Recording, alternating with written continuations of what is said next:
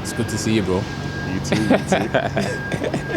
Alright, so this is Omar Woodburn for New Street Culture, and today I got my boy Kieran, and we're just gonna run through what I want you to run through is your COVID-19 experience. Because even though we're not out of COVID-19, we're not out of this lockdown, we're not out of the times. I want to capture people's experiences. I want to capture people's stories, and just showcase them really, so everyone can kind of get to know how everyone's coped with it, stuff like that. So take me back to when you was like first hearing about COVID-19 or Corona. It was just Corona then, on the news, and it was in China, in Wuhan. Like, just run me through your story, your experience. Yeah. So regarding my experience of COVID in the initial stages, I think I was like most people. I just took it with a pinch of salt. Yeah. Wasn't paying that much attention. It was just something else that was happening somewhere out in another part of the country that was far enough removed that we didn't need to worry about it. That's a big thing, isn't it? Yeah. I think so as well. Definitely. I mean, there's already been lots of different health scares. We've had Ebola, we've had SARS, and they never touched us. Yeah. So again, this seemed so remote. Wasn't really bothered. You gotta remember as well, December was Christmas, my birthday. Oh, yeah. My child was 4 months old. Yeah. So I wasn't sleeping that well. Do you know what I mean? Yeah. And it's also one of the busiest periods as well at work. So for me, I had a lot of other priorities instead of worrying about this remote illness somewhere in Wuhan, a place I've never even heard of. So I was okay. And then January 2020 came, and my child got ill with Kawasaki syndrome, or Kawasaki disease. Again, I had Kawasaki. I mean, I was terrified when I heard that because I heard the Kawasaki Ninja, but it sounds so complex and exotic that I was really quite scared. So again, 2020, January 28th is when we took him into the hospital, and we didn't come out again till mid-Feb. Yeah. So when we were in the hospital, we saw there was some documentation on the walls regarding coronavirus, but it still wasn't a priority. Even the nurses weren't mentioning it. No one was wearing masks. Yeah. We weren't really encouraged to sanitize any more than you would do being in a hospital anyway. Of course, at that time as well, you're not really thinking about something else happening in like the other side of the world, because you've got your own pandemic happening in your family. So when did it become like more alarming? Like, at what point was it like, yo, I actually need to take note of this? So to be honest, seeing the documentation in the hospital, it came to the forefront of my mind. Yeah. And at that point, we did know, okay, it's getting much worse, but it's not over here yet. It's still just getting worse. Yeah. In Wuhan, we'd heard they locked down the whole city, which was drastic. Yeah. We thought. You know what I mean? We thought, okay, it's just the Chinese. It's just the Chinese going through it? Doing what they do, state control, state government, do what they need to do. Yeah. So again, it still wasn't as worrying because there's still many other countries and continents it has to come past before it gets to Birmingham. Is it a metro hour or something? Before it gets to Birmingham. So again, at this point, my child wasn't sleeping. He was in the hospital screaming. He was undiagnosed for the first 48 hours. And even when he was, it was a big challenge. So my focus was on how much medication he's getting, making sure he's getting it at the right time, keeping the nurses on their toes, making sure that my fiance was keeping sane and rested and her mental health was good, and then trying to take care of my own as well. So we had no headspace, no mental headspace to think about coronavirus. And even if it was present, I don't think it still wouldn't have been a priority. Yeah. Because we had to get through that first. Kawasaki first. We had to make sure we got him through. Yeah, we were surrounded by children who, unfortunately, they'd been diagnosed too late. Yeah. And they were having open heart surgeries. Serious? Yeah. And none of these children were even 6-7 months old. Serious? I didn't even know that. So we were surrounded by kids that were really, really ill. Yeah. Because of the exact same illness. Yeah. Which, selfishly, to be honest, it calmed us down a little bit, because as much as we were terrified of what was happening, all the different symptoms, the rashes, swollen tongue, the inflamed veins, he wasn't as ill as any of the children around us. So we still had that, gave us hope that, okay, even though this may seem bad, we must have caught it at an early stage. Yeah, I'm with you. So Corona was just not. It wasn't important at the time. It wasn't imperative to even think about. It was imperative to look after our son and to make sure he recovered, and that we recovered, because we were just totally shattered. We were shattered. Yeah. I think I remember the only piece of television I watched was about 3:30 in the morning when I was in the breastfeeding room, helping my son get to sleep. And the NFL Super Bowl was on. So I think I watched about 20 minutes of that. Yeah. So again, I wasn't really talking to anyone. We were locked from the outside world. We weren't really communicating with people on the outside, and we didn't have time to look at our phones. Yeah. To think about Corona. So we were going for our own pandemic. We were going for our own crisis. Our family was in crisis. Our child is in crisis. So yeah, it was the initial stages were fine. It was only we came back home, took like a week off because we had to just sleep, we had to rest. We hadn't slept. We just hadn't slept, and it was over that time that then the news started to mention Europe and Italy in particular. Yeah. That had really been hit hard. I think like for me, like that was when it was like, hang on a sec, Italy, like they were crumbling, and like their death toll was mad. So that's when I started to wake up a bit myself. I was thinking like, yo, hang on a sec, Italy's around the corner. So if Italy's crumbling like this, and for me, like it was like, yo, we've got Boris in charge, so Italy's crumbling and we're not locked down yet. So in my head, that was all that was going. I was thinking, yo, we need to be locked down now, and this lockdown does seem to take forever to happen. It did. No, you're right. Lockdown did take forever to happen, and to a certain extent, it still hasn't happened. It still hasn't happened. A lot of people ain't been locked down. Exactly. We're almost at 50,000 people that have passed now, and we're still letting people into our borders. We're flying Romanian citizens in to help farm. Yeah. Other countries are not doing that. It's ridiculous. They're bringing in certain necessary personnel to help them overcome certain issues, whether it is food security or whether it is health, whether it is fighting Corona. Yeah. But we've got a population that can help do that. Yeah. So, yeah, I remember not long after I came home, my dad came around. Okay. And I always say that he overreacts to a lot of issues. I mean, I remember once upon a time he heard a loud bang in the middle of the night, and any sane person, you'd say, reasonable person, would just have thought, okay, what's happened outside? Like, is there a car crash or whatnot? But he's always thinking outside the box. So he thought there's been a plane crash. Like, he came out onto the road looking for a plane crash. Like only he would do that. And this is the thing. And he's the type of person that at some point will be right. He'll be right. Like he'll get it right. This is the thing. Like he's like, there'll be a plane outside. Do you know what I mean? It's because he's been in a lot of mad. He's been all over the world. Do you know what I mean? His life and his job's taken it all over. He's seen a lot. And he's been in a lot of situations. So he's always thinking about the extremes. So in this case, he came to my house and he was like, look, we need to be locked down. We started discussing the government and coronavirus, and I hadn't even had a discussion about coronavirus at this point. So I didn't really have time. I didn't really want to listen because I was still tired, and I just didn't really get it. So he was like, no, coronavirus is coming. Yeah. Coronavirus is coming, son. We need to be prepared for it. So yeah, we need to make sure we got food, need to store food, you need to get ready for, some sort of lockdown. You know what's mad? Listening to you say this, to me, like, it sounds like a movie, innit? And now I'm actually thinking about the fact that I've actually felt like I'm living through a movie. So you're replaying it all in my head, and I'm thinking like, yo, this is like some next level Warner Bros. Yeah. But carry on though. It's an epic horror movie, that's what it is.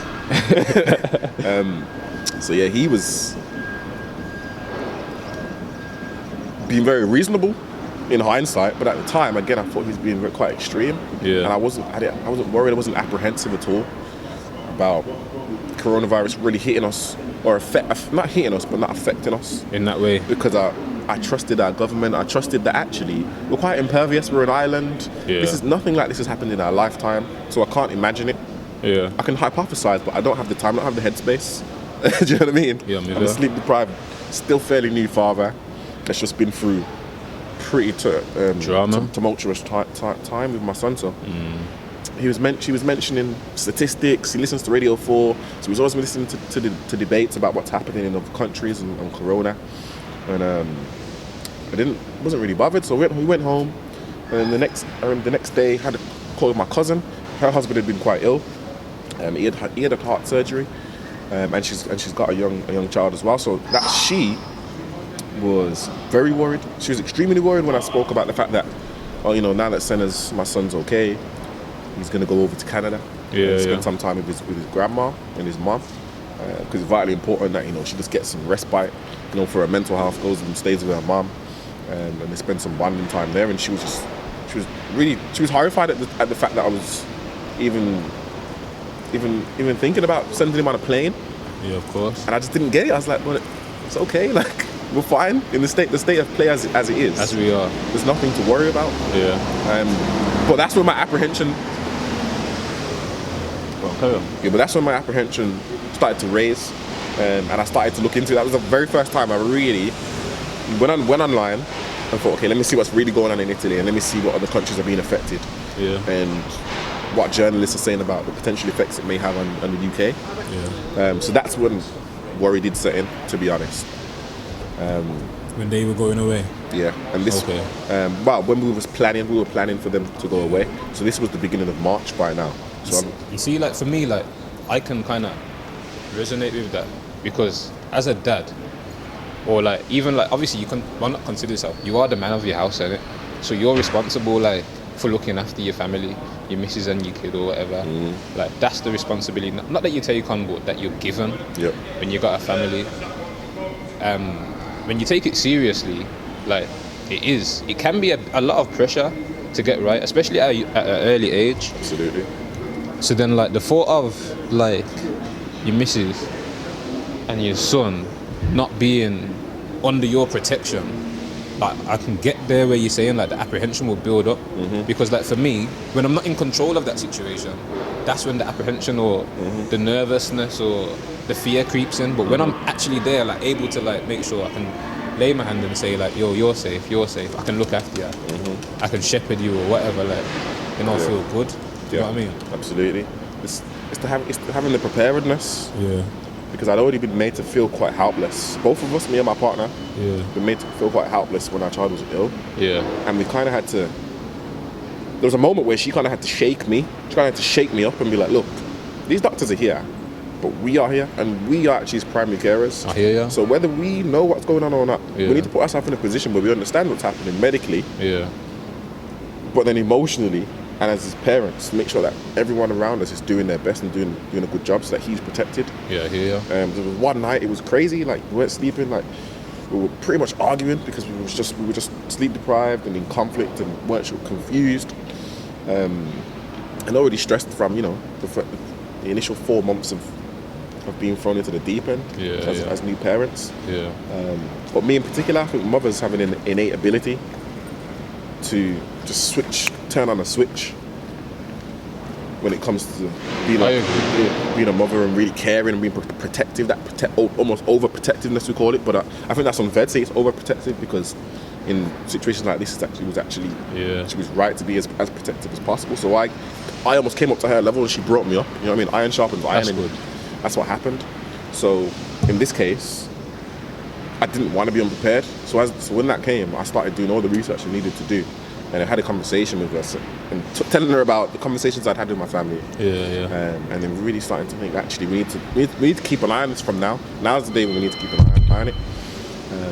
She's always taken in the news anyway, so she had been watching it too, and reading articles. But again, she wasn't as worried. If we knew what we knew now, in terms of the link to coronavirus and Kawasaki, we definitely would have been experts in it straight away. Yeah. But I'm glad we didn't, because we'd have been even more worried, I think, that maybe he could have relapsed. But what could you do at that point? No one was really wearing face masks. I mean, Lorena had bought a face mask before our child was born, and instructed certain people who came round to wear it. Okay. And she even won it herself, because she already before coronavirus and Kawasaki wanted to make sure that our child was not exposed. It's protected. And I mean, again, I thought she was being over-prepared. Yeah. But that's one thing I've learned, like, there's no such thing now. Especially in this new normal that we're in. There's no such thing as being over-prepared when it comes to, viruses and bacteria and illness, so... So talk to me about your work situation. Like, how was your work situation? Obviously, you're full-time working dad. Yeah. So how was that? Work was just... Nothing had changed there. I mean, for me, at this point, I was pretty much a working zombie because emotionally and mentally, I was still drained. I'd hit rock bottom, do you know what I mean? Like in the hospital. I mean, we both had. Because of how close our child had come to, death, to be honest. Yeah. Like our child could have died from what he was suffering from. Yeah. And I was still processing all of that. Yeah. And that was having an effect on us, on our home life, and it rocked my confidence. So even going back to work, I wasn't interested. I was at work and I was going through the motions. Why did it rock your confidence? Because when you say your confidence, you mean like as your a father confidence? to protect. Okay. To be able to protect and to be able to, you're supposed to be able to see ahead. Yeah. As you said, you want to shepherd your family. Yeah. And you're supposed to have vision. You're supposed to have goals, and you're supposed to be thinking forward. Yeah. But I wasn't thinking forward about a crisis like this. I was very optimistic. It's difficult to prepare for something like this, isn't it? Absolutely. You can't really prepare for something like this, especially like you probably can if you know it's going to happen. Do you know what I mean? But I think everyone kind of got dropped in the same kind of situation. It's on the other side of the world. It's on the other side of okay, now it's on our doorstep. Now what do we do? And in my opinion, the main thing that everyone wanted to do was run around and like buy all the groceries and toilet paper. That was everyone's preparation. Yeah, I mean, at this point, people weren't even doing that. So when I first went back to work, there was one of my colleagues. His wife had gone out and literally filled their whole pantry. She's like, as if it was like wartime. Yeah. That's how it felt to me a bit, at first. We were taking the mick. Serious. This was really early. This was really early. Like the shops were fine at this point. Nobody was panic buying. Nobody was shopping for toilet roll. There was flour everywhere. So but I remember. Well, say we. I wasn't sure at this point because I was like, do you know what? If that's what she's got to do. You've got a little one at home. If that's what she's got to do, that's what she's got to do. Like she may be right. Do you know what I mean? I remember having to come turning around when everyone was laughing at him and making jokes, and I was like, do you know what? If that's what she's done, at least you've got it. She's prepared now. And it made me think, but I was like, let me wait. But I was thinking that she's probably done the right thing. It was about a week and a half later, that we realised coronavirus was in England and there were cases that had started. Yeah. At that point, to me, like things was just getting manic. You see, when everyone started like panic buying, I didn't want to rush out and buy things because I didn't want to succumb to like the nation's fear. I didn't want to be controlled by what everyone else was doing. And then I was also battling the idea of thinking like, hang on a sec, if everyone's out here buying up all this food, then what am I gonna eat? So I was caught in a catch-22. It's like, okay, my family are gonna need food to eat, but I don't want to do what everyone else is doing. And then in the end, like the last week, I was like, okay, it's time to get active in these shops now. And, like, I spent like literally 3 days just going supermarket shopping, like 3 days on the bounce. And trust me, they ate everything. They weren't a waste, but like, it's like, now I think to myself, no one really did need to panic buy because they kind of regulated the supermarkets. They've done well, to be fair, with the supermarkets. There have been like a few things that are like shortages, but I think it's going to be expected in a time like this. But overall, you've been able to access food. It's true. I wasn't so worried about my family and food at that point because we were still planning the trip for Lorena and Senna to go to Canada. Yeah. You know what I mean? Yeah. I still thought, despite what happens, I think it's important. We're having conversations like, let's keep an eye on it. If we do think we need to just stay alert, and just really think about. It's probably Boris Johnson put that phrase in my head. Yeah, we just need to we need to just stay abreast of what's happening, and we'll make a decision. Because we're thinking, okay, is our flight going to get cancelled, or is it getting that bad, really? Because the government still hadn't made any statements. Yeah. To really, they weren't providing us with the information. They weren't giving us information, and they weren't giving us instructions. Nah, it was nothing. So you either had to follow the crowd, and go into panic mode, or try and keep normality. You know what I mean? Yeah. And I was I was in between, because really I hadn't had normality for a while anyway. So I was already on a high sense of alert. This has been a long year for you, isn't it? Yeah, exactly. I mean, at this point, we were still giving our child medicine like 15 times a day. Yeah. Do you know what I mean? 6-7 different types of medicine. So I had a lot more to think about. Like, I was at work just thinking about getting home. I mean, I'd come home every lunchtime just to let Lorena, sit down or have a break, because he was still unwell. Yeah. So we weren't out of the woods there yet at all. We still had to go and get heart scans and whatnot to make sure he was okay. So we decided we were still going to go to Canada, because in terms of the media and the government, it's not that serious here. And even globally, it wasn't that serious. It was still just in Italy and Spain, and the numbers weren't really coming out from there either. They weren't emanating to seem really, really worrying to put us into action. So we drove down, hired a car, went down to Heathrow. Well, this is the thing. I mean, the morning of, still packing up some stuff. I walked down to New Street, jumped on the train. Train was full. New Street was full. The train was full. The day that we went to the airport was my last day of normality. Yeah. Because we got to Heathrow and it was heaving. It was absolutely heaving. Yeah. Couldn't believe it. I expected to get there. Yeah. And for one, if I did see people, for them to be in masks. Yeah. At this moment, I can't remember seeing anyone in a mask. And at the same time, for flights to be getting cancelled, or for people just to be staying away. Flights are getting cancelled left, right, and centre, innit? But at this point, no. Oh, nah. No, this was March 18th or March 16th, March 16th, March 18th. Yeah. It was fine. I mean, we checked in fine. And the air hostesses that checked us in, they weren't wearing masks. There were no questions about coronavirus or are you ill, how you feeling, nothing at all. So I was quite worried when I was in there. I was to be honest, I was quite annoyed that when I got there was no social distancing or anything at that very early stage. It's early though, innit? Yeah. Very early. I didn't even at that point, it wasn't about social distance, it was about sanitizer. Yeah.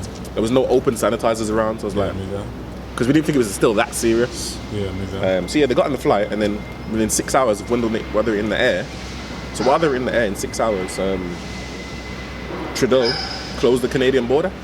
Okay. Do you know what I mean? And I was supposed to be joining them 2 weeks later. Yeah. So I was like, okay. But we knew that we'd already had that discussion. What if they close the border? It's gonna be a possibility. Yeah. We're like, what if they do? They do. Do you know what I mean? But it's okay. So that's when I was like, okay, this is serious. Why are they closing the border and we haven't? I've just gone to Heathrow and we're going. Like, our borders are open. I've seen a lot of people coming in. Our borders are open for business. So I went to work the next day. I remember I was on my phone and I was looking for a message from work to say, I was looking for a coronavirus meeting in my calendar, nothing there. It was only about 7 o'clock that evening where I saw a corona meeting and I was like, there we go. Because I was ready to go into work and create one. Yeah. And at that point... to get active. Yeah, like, you know what I'm like. I wasn't messing around. And Lorena had made me a mask. This is the thing. At this point, no one was really wearing masks, but she had made me a mask. Yeah. So I went into work with a mask on. And everyone, I went in the door and everyone laughed at me. You know what I mean? One of my directors was like, oh God, because he didn't want me to cause any panic. Yeah. Because he just wanted to stay calm. And I was keep like, everything calm. I was like, look, other countries are shutting borders down. So obviously our government are just behind now. Yeah. So I'm not waiting for Bojo. But the maddest thing is we had the opportunity to be ahead. Of course we did. That's the most jarring thing to me. Yeah. There's people, a lot of, as they're saying in the media, there's a lot of careless people, careless deaths. Yeah. I mean, because of the carelessness previously. Yeah. From 2019. Go on, you can carry on. From 2019 to early 2020. We were just, there were Cobra meetings that Bojo just did not didn't attend. attend? Which doesn't surprise me because if you look at his track record, he's the mayor of London. He just didn't attend them if he did. And if you ever watched him live, he was a bumbling buffoon then, and he just didn't answer questions. He didn't Serious? care. He didn't care. So yeah, that's when it got serious. So I had my mask, and we had a meeting, and they said, okay, you know, we've seen what's happened in other countries. We're just gonna wait for instruction. Like, if anyone does get ill, we're a small business. You gotta just stay at home, or if you come in, you've got some, if you have any symptoms, just go home. Do you know what I mean? But I think we can contain it. Yeah. I wasn't having that. Like, I wasn't having that at all. I came prepared for them to say, everybody go home. So You already knew that's what you wanted to hear. one of my colleagues was like, oh, but one of my colleagues, nobody was happy about it, but no more British politeness. No one said anything, because before the meeting, everyone was like, yo, are we going home? Yeah. We better be going home. In the meeting, nothing. Zip. My director said, has anyone got anything to say? Is everyone comfortable with that? I just sat there because I knew that I was going to have a meeting after this meeting. Simple as that. Someone who I know was worried, one of my colleagues, she said, oh, well, you know, what about, instead of saying what she felt, she was like, what about the vulnerable people in the office? She's not being direct about it. No, because I've got asthma, and my colleague, her father he's suffering from chronic illnesses. Okay. So, I mean, she said that, and I was like, I mean, just say what you want to say. Like, I can talk for myself. Yeah. So, the director said the same thing. It's like, if anyone wants to talk to us, they can. And that's when I said it. I was like, don't worry, I'm gonna have my own meeting after this. And everyone kind of laughed because they also wanted to have their own meeting. Everyone's but they scheduling still their didn't meetings. say it. Yeah.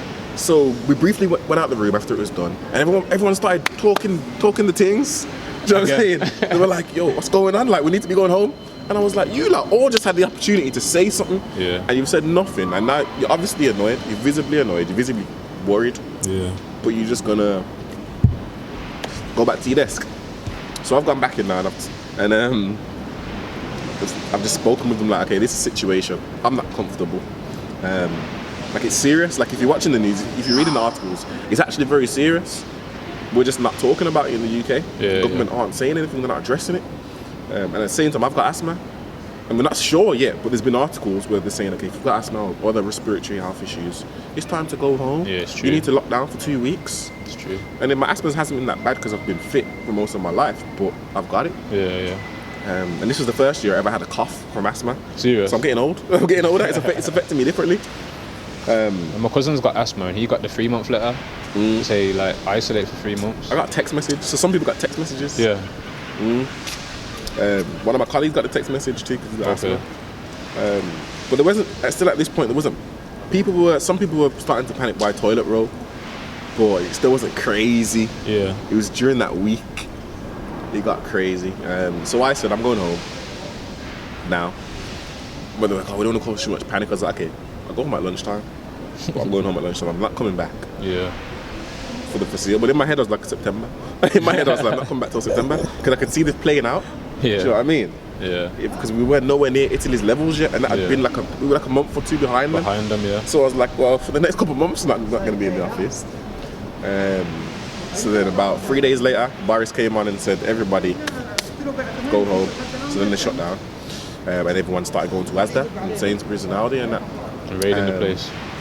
And I still wasn't worried about food, so I wasn't panic buying until my partner called me from Canada and her mum and said, you need to go shopping. You need to get to the shops.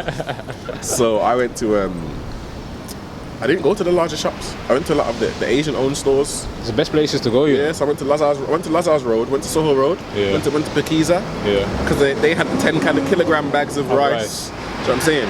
They had the I bought one of those, yeah. yeah, But I didn't read it any. I just seen Tilda and Basmati on the bag. yeah. And then, like, when I cut it open at home, it was all like a 10 kilogram bag of broken rice. Yeah, broken rice. Like all broken pieces. Yeah. Now we gotta get through it. It's alright, bro. It's alright, innit? That's how the broken rice is, but it's like Thai. Is it? Yeah, Thai or Malaysia have like broken rice. Nah, So yeah, man. I got here I'm happy, bro. yeah. Yeah, I hear because you bought a whole bag of it, but yeah, because obviously I wasn't worried. I mean, this is the thing. A lot of white people in the British community, they only know Asda, Sainsbury's, Yeah. Waitrose. So they're all lining up and queuing up, and I'm just like, I'm going down the road, It's going true, the South Road, where there's only 2 of us in the store. Do you know what I mean? Yeah. I went at night time just to make sure. Nice and There's quiet. like 2 of us in the store. Went around all the aisles, got massive bags of everything I need. Yeah. Came out, and that was that. And I went to about 3 stores like that. Okay. So when you finished work, like how long was it until you was like officially furloughed? So I can't remember specific dates, but it was. So when I finished work, started working from home, and everyone was working from home, and we were all starting to use Teams and Zoom, and getting used to that. And it was about 2 weeks, about a week and a half. You know, before this, like I'd never heard of the word furlough. Like, so I had to actually, I think you put it in the group chat. I've been furloughed. And then I had to go on Google, define furlough, and read it. So like, and to be honest, I still don't actually fully understand exactly how it works. Obviously, I've not experienced it. So like, to my understanding, it's just basically the government pay your employers to pay you. Yeah. So the government cover 80% Okay. of your monthly salary. And they said they're going to do that for 3 months, isn't it? Yeah, initially they said they did it for 3 months, so up to the value of 2,500. It's been extended now, isn't it? Yeah, so now it's been extended twice. Okay, cool. Because initially it was like for the next month or the next 3 weeks. Okay. Everyone was thinking this thing's going to be over in 3 weeks, which made no sense to me. But where's the government getting this money from? Like what? The government's got money. I mean, it's been extended to October now. Has it? Yeah. That's good. It's good, but then it makes you think, well, if they've extended it to October, Yeah. but then they haven't given an official statement in parallel about lockdown and restrictions lifting. I'm with you. So you have to assume lockdown's going to stay the same, stay in place until then. Yeah. Do you know For what I a mean? lot of people, at least. Exactly. For a lot of people. Even if they have to stagger how they do it. So do you or your employer have to pay any of that money back to the government? So directly, no. Okay, cool. But indirectly, the government's going to want their money back. I reckon it's going to be like raising taxes or something. I mean, somewhere. that's the primary way that the government. That's how the public raises money. You know what I mean? By creating taxes. Yeah. So they're definitely going to raise taxes. How, and which regime is going to have responsibility for doing that? Whether it's the current Chancellor of the Exchequer or the next, or for the next few generations, to be honest, to recoup this money. But I mean, we don't really understand the amount of money we have, to be honest. I mean, the UK we've got trillions of pounds of debt, but we've actually got trillions of pounds owed to us as well from other countries. Okay. And we raise a lot of money. We raise a lot of money on it. And Alright, so talk to me about your experiences. Obviously, your family's in Canada. Talk to me about how it's been, like throughout COVID-19, like isolating by yourself, being in your house by yourself. Like, run that through me. yeah, and so I suppose to a certain extent, I was looking forward to the idea of having some time to breathe and to sleep. I was quite looking forward to it. I was like, yeah, okay, baby's in Canada with mum and grandma. Yeah. I don't have to worry at all. Do you know what I mean? Like, I've been worrying the whole time, most of 2020, about his health and well-being and about hers as a new mother. Yeah. Now I don't have to worry about that. And myself, I can sleep, I can have a bath. You know what I mean? I can take time to do my hair, I can watch shows. You can live. Do you know what I mean? So the first couple of weeks, I was like, you know what, this is great, man. Like, I'm good, I can eat what I want, when I want. I'm not on a time schedule. Free again. It's great. Yeah. It's great. But I knew that, okay, it's gonna be enjoyable from the beginning, but this isn't my life. It's not what I want. It's not. Short term, those things are good. Yeah. It's a breather, it's a rest as well for you, Yeah. innit? Well, after you're rested, then it's like, okay, I'm ready to go again now. Exactly. I don't even know what week we're in. I've stopped counting. So have I. Because it was depressing. I stopped after week 6. I stopped counting. I mean, in the beginning, I was doing what everyone else was doing. You know, I was on social media, watching Instagram lives, thinking, okay, you know, can I come out of quarantine with a new skill? You know what I mean? What can I do? Catching up on Netflix documentaries. I was exercising. Do you know what I mean? I was doing really well. All those things have helped people to get through it, though. They have. But I think ignorance is bliss as well, because we still weren't getting really regular updates from the government that was saying anything. Yeah. So that still was worrying me, because my family are abroad and the border's being locked down. So even though I can enjoy what's happening, I'm still thinking, when I don't have any type of roadmap close to when I'm going to be back with my family. How does that make you feel? Terrified at times. It's terrifying.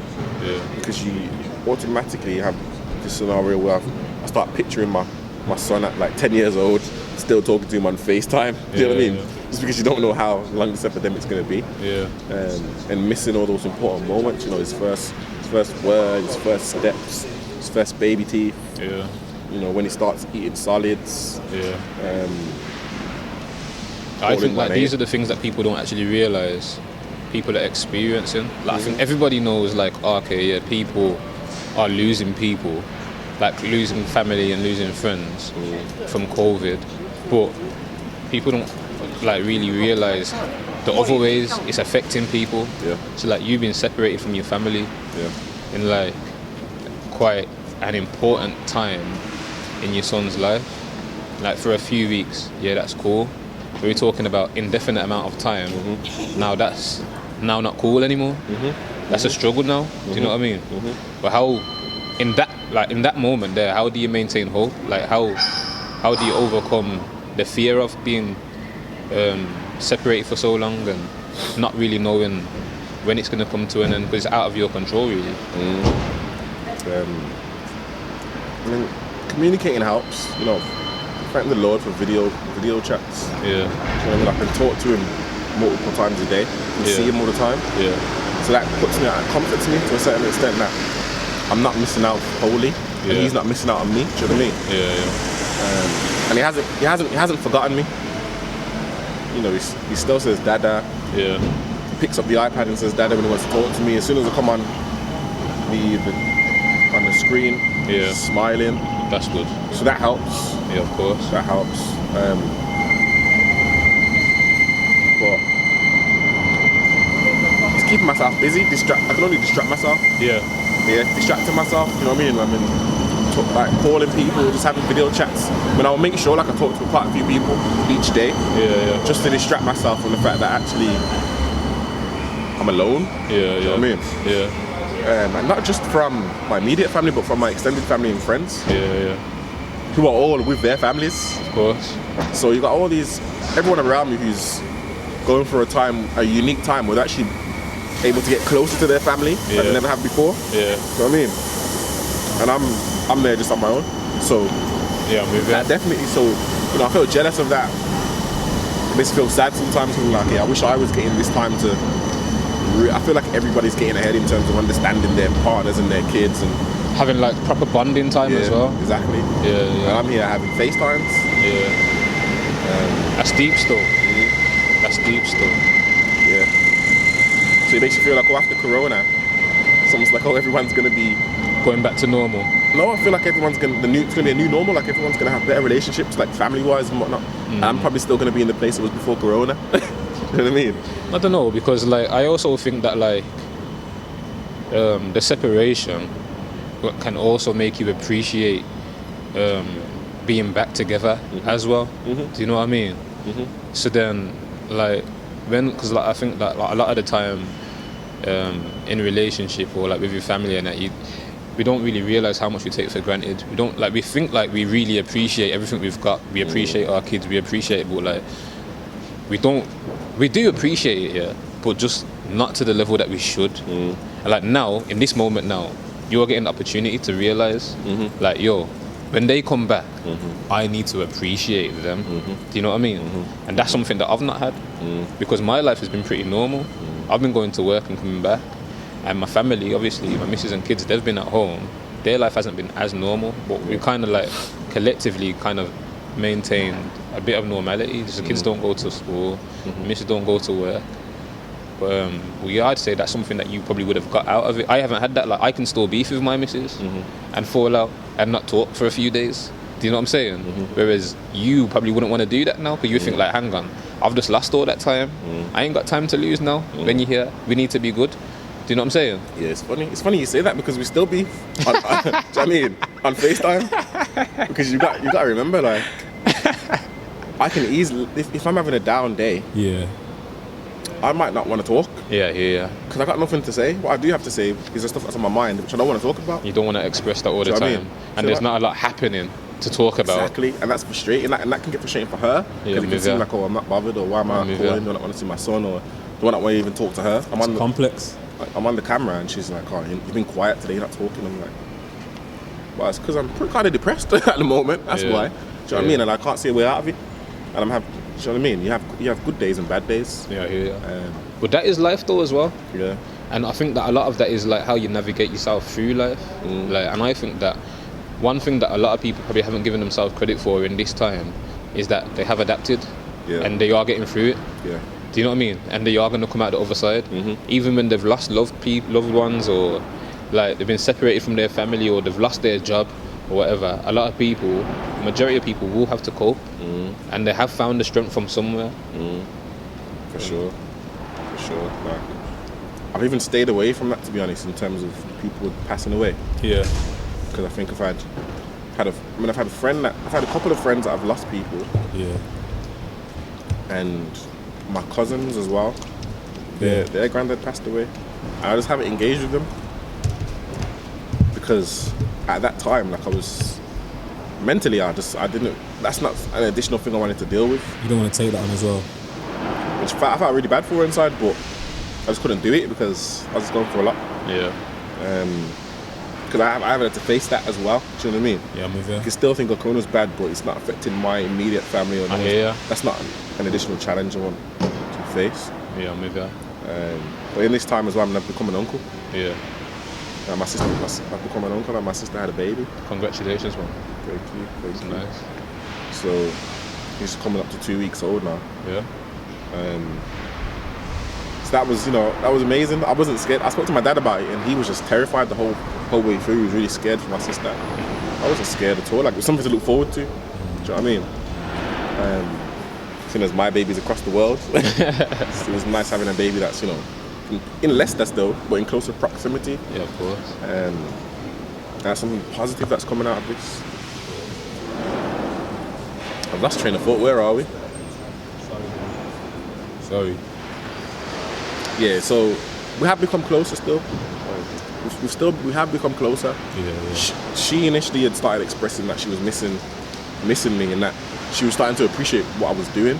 Because, like, in the beginning, there's always conflict about who's doing more and what you're not doing, especially as a father. I think women can make you feel quite useless at times. Do you know what I mean? Especially when you know that you're on job. Exactly. You know what I mean? It's not good enough still. Do you know what I mean? So that's something that was already happening before my confidence got knocked. Yeah.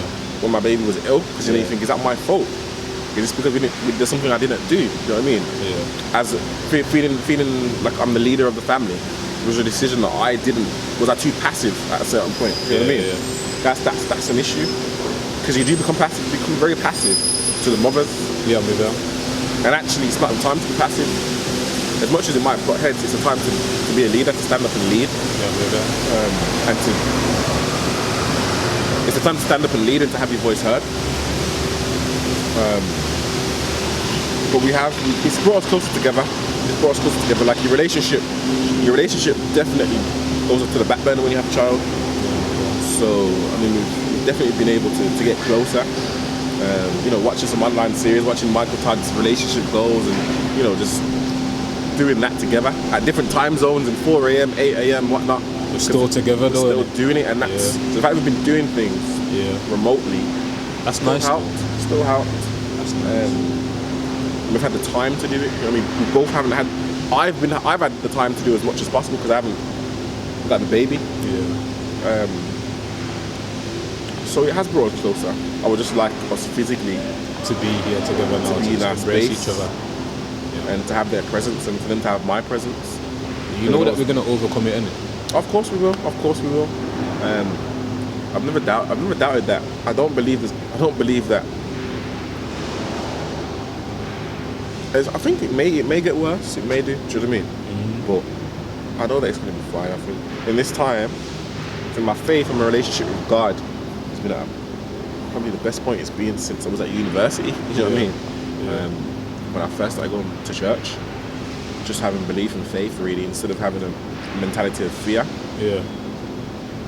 Just having a mentality of faith. Do you think that, like, You think that helps you to get through it as well? Yeah, definitely. Like when you're having those moments, when I'm depressed or when I'm scared or when I'm fearful, the word can help. Yeah. And just thinking about God's presence and putting God at the center of what's happening. Yeah, I'm with you. That really gives you just a positive sense of. It allows me to breathe. Yeah. It allows me to breathe.